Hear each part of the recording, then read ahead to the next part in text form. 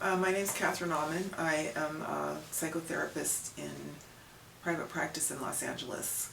I've been in the field of mental health for over 30 years. I've also run inpatient and outpatient drug and alcohol treatment programs. I've run hospital programs. I've worked nationally in hospital management, and today I have my private practice. I grew up in a difficult family like lots of people, so I got into therapy pretty early, and I was really interested in the therapy process, so I wanted to study it and help other people with it. Therapy. The psychedelics were crucial to me in my own development. So when I was younger, I would take psychedelics like Grateful Dead shows, or just for personal development, to learn more about spirituality and just to celebrate life, learn a lot of things. And so that had remained an important part of my development. And so earlier, before this current renaissance, I had been on the list of providers for MAPS because of people sometimes after they take psychedelic experiences, they need some help integrating those experiences into daily life. And I felt that with my combination of mental health training and my own processes of integration and my experiences, that I could be helpful with that. It's illegal to do psychedelic therapy. So what I do is I work with people before and or after they might have a psychedelic experience. So what I do is, if someone contacts me and is interested, I first would do a full psychological assessment to make sure that that seems like a good idea for them, because if people aren't psychologically sound, it can unbalance them, be harmful. So I would do a full clinical assessment to make sure that it seems like a good idea from a licensed therapist standpoint. And then also during that time, we would identify what some of the person's issues are that they want to work on. Sometimes people come to psychedelic therapy because they've tried everything and nothing's really helping. Sometimes it's not that extreme, but so we talk about what has gone on before, why they're wanting to do this kind of treatment.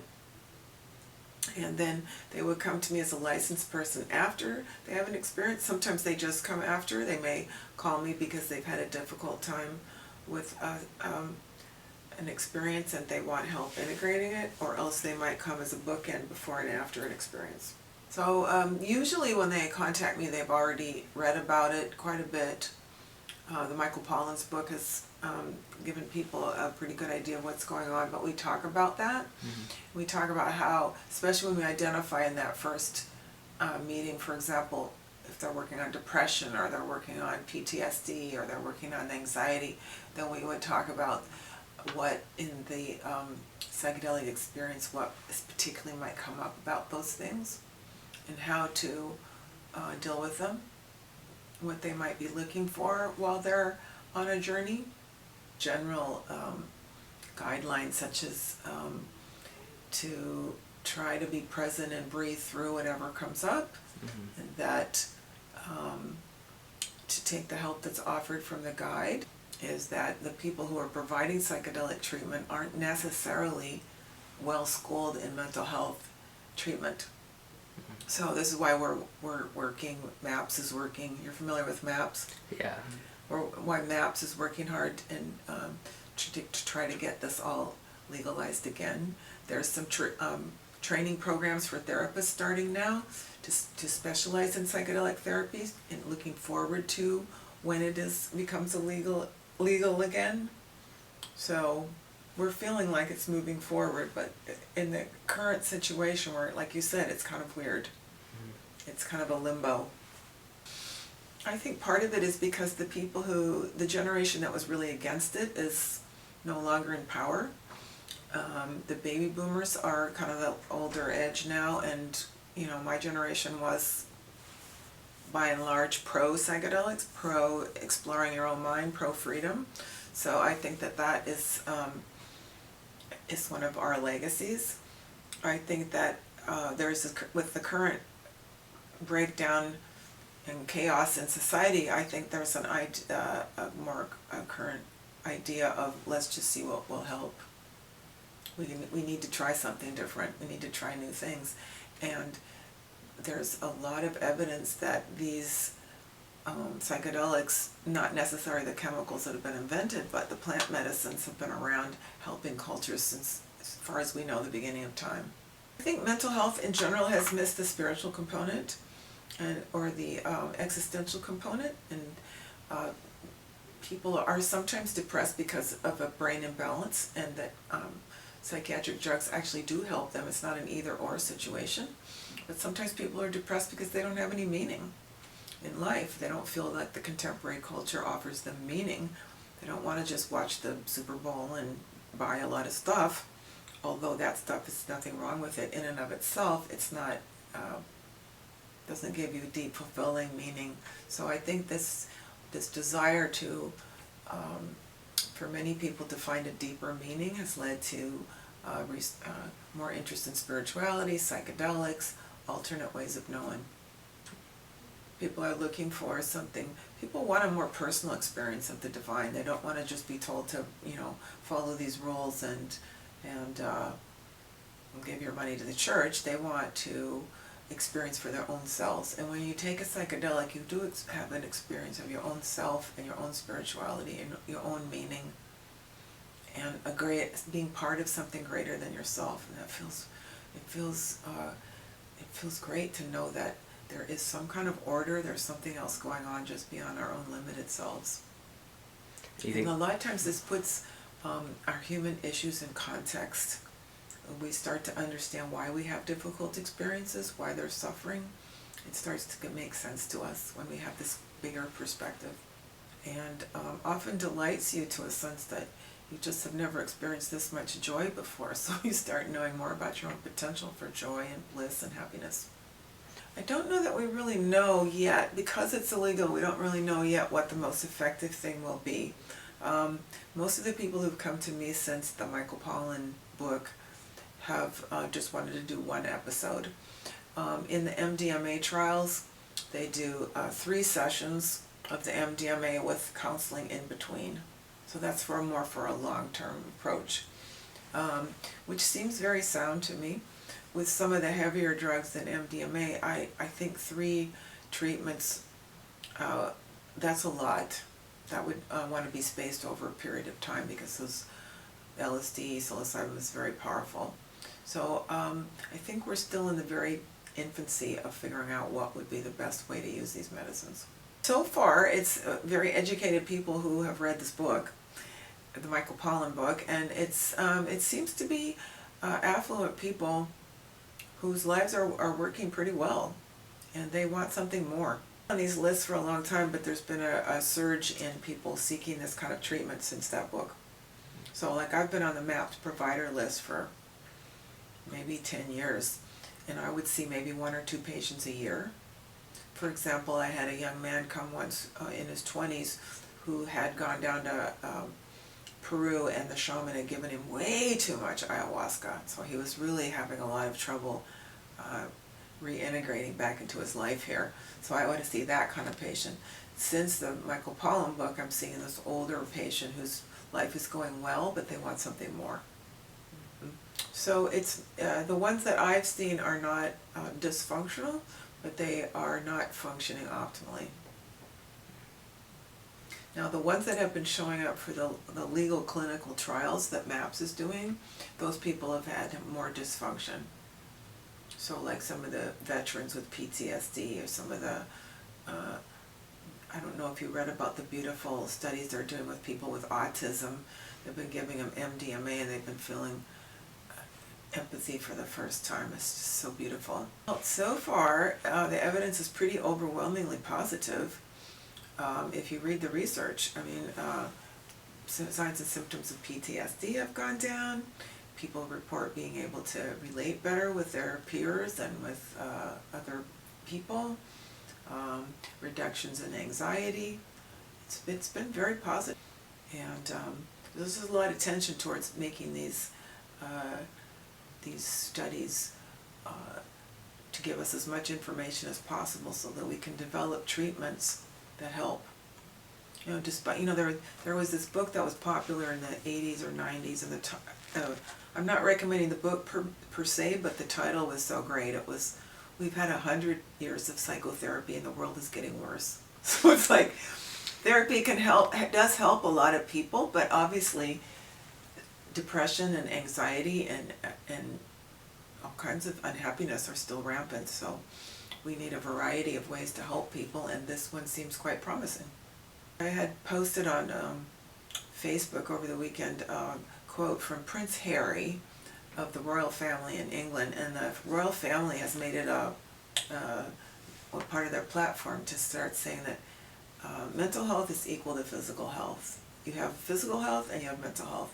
And Prince Harry is saying, after my mother was killed in the accident, I was in therapy and it helped me, which I think is very brave for a man to do. It's brave for anyone, but especially there's a stigma for men.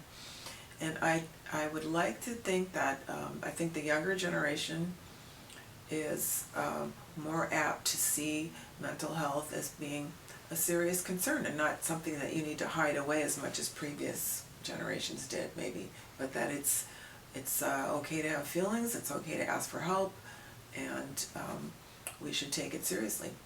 Well, one thing, I was listening to somebody speaking on YouTube this morning, and he was saying that virtually 100% of people in jails come from broken families. So I think that it's partly the breakdown of the family. It's partly the changing economic conditions. It's the fact that the culture, the whole world is going through a transformation of some sort, that the old ways aren't working anymore and we need to come up with new solutions. And I think that there's been,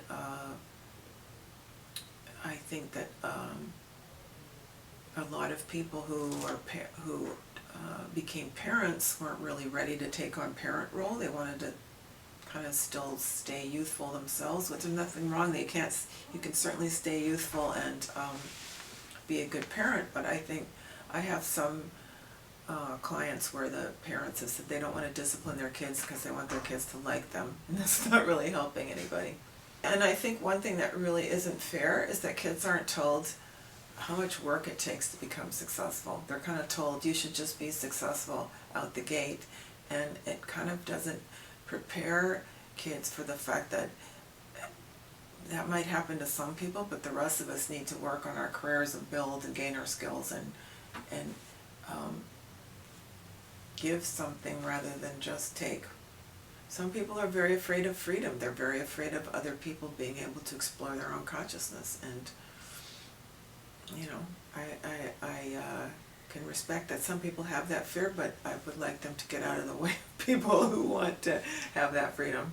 Psychedelics can bring up very frightening things and show us sides of reality that the mainstream culture doesn't like to think about or talk about. We live in a culture that likes to stay on the surface of things, and the message of the mainstream culture is if you don't feel good, take a pill, rather than explore what the root of that discomfort might be. And psychedelics are for people who want to explore what the root of that discomfort might be and have a more holistic type approach. So I've taken psychedelics probably about 30 times. I've taken, I think my major experiences with mushrooms were, I felt, it's when I really first became aware of being fully in my body. I think most of us walk around, the culture encourages us to be kind of cut off at the neck and treat our bodies like an object. And through mushrooms I really became aware of the whole person and inhabiting a whole body, and that spirit and life and feelings and energy are a whole body phenomena. It's very powerful. My life has changed radically because of that. It's something I'd read in a book, but I hadn't really experienced it. I got experiences of being connected with the divine. Well, I felt like the pulsating aliveness of everything. So like I would be able to see that this wall has consciousness. It's some of the things like of theoretical physics that, as I understand them, I'm not a physicist, but they talk about everything as energy. So on psychedelics I would see that that's not just an idea. I would see that this wall, for example, has energy. And they talk about how molecules are all moving and this looks stable to us, but it's really molecules moving with space in between them. And that's like something nice to read in a book. When I was on psychedelics, I was like, wow, that's not just an idea. That's actually, I could actually see it. Could feel the consciousness of plants or all kinds of beautiful things. I felt a sense of my place in the universe, not just an isolated person, but a sense of having my own place. Small, but significant in a very small arena. And similarly with LSD, and a lot with MDMA, such a big heart connection with everything and everyone, and a sense of how the breath goes in and out of the body, enlivening, and just pure love and happiness, which has helped me expand my capacity for happiness and love permanently. The potential for abuse, I don't believe is as great as it is for the more readily available drugs or the more like alcohol and cannabis and stuff, because those are more like people just use them on a daily basis to deal with their problems that they maybe aren't dealing with. These psychedelic experiences are so huge that most people aren't gonna use them on a daily basis. I think it's I don't know if you want to use this, but it's nice to have a little commercial for MAPS, which is the Multidisciplinary Association of Psychedelic Studies, which has been very carefully and methodically getting these research studies out, getting the governmental approval for them, and providing, getting the studies together and so on. And I think it's good for if people want to support them. They give away, you can go to their website and get all kinds of free information about psychedelics, the studies, and so on, and just give them a few bucks to help this research move forward. Okay, sure. Worked with a couple and saw them for marriage therapy, and they came in before an MDMA session, and we identified some, again, they weren't having terrible problems, but they had ways that they weren't really, it was like, it was a two-career couple, and they were just so busy, they weren't really having a lot of time to connect, so they'd kind of grown apart. And so they came in, and we identified some issues, and then they went with a guide and had the experience, and then we were able to during the guided session, they were able to see more clearly some of those issues, and then leave at the end. When they came for their follow-up session with me, we were able to actually say some things that they could put into practice, like some communication skills they could put into practice that came as a result of that connection that they had while they were on the MDMA. And they've reported back just last week that they're still able to use those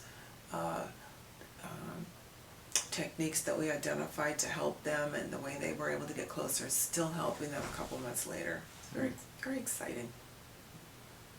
I think the psychedelic culture is, despite the fact that it's illegal right now, it's very strong. A lot of people out there are doing psychedelics respectfully, in groups. There's a whole psychedelic culture. I don't think that will change. It just won't have to be as hidden. And perhaps for people of your generation, it will be more readily available if you want to try it. But I think that most people won't probably want to.